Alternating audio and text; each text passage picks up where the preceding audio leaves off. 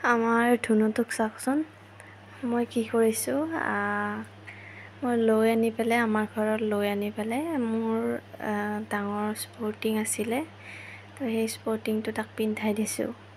তাৰ বয়স মাত্ৰ 4 মাহত পৰিছে, কিন্তু মানে চব বুজি পায় আৰু নাকান্দে সি। যিমান মানে হেৰি কৰিলেও মানে আমনি কৰিলেও সি নাকান্দে আৰু খুব ধুনীয়াকৈ থাকে।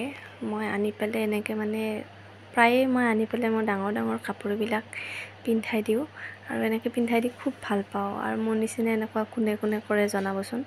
মই মানে ইয়াক বুলি নহয়, মই সৰু বাচ্ছা আমাৰ ঘৰত আহিলে মই কি কৰোঁ, মোৰ ডাঙৰ স্কাৰ্ট টপ সেইবিলাক পিন্ধাই দিওঁ, দি পেলাই মানে ফটো উঠাওঁ, ভিডিঅ' বনাওঁ।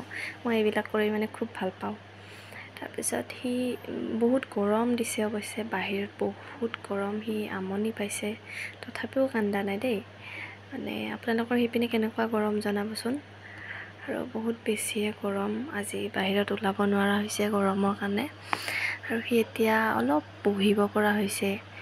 মই কি কৰিছোঁ, চাৰিওপিনে গাৰু 4টা দি পেলাই তাক বহাই থৈছোঁ আৰু ইমান ধুনীয়াকৈ বহি আছে চাওকচোন। এবাৰ ইপিনে চাই এবাৰ সেইপিনে চাই, মানে চাই পেলাই সি বহি আছে।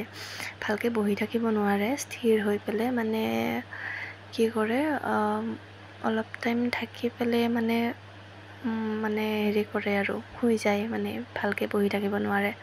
তথাপিও সি চেষ্টা কৰি আছে বহি থাকিবৰ কাৰণে। আৰু সেয়াই আৰু আজিৰ ভিডিঅ'টো, বাই বাই।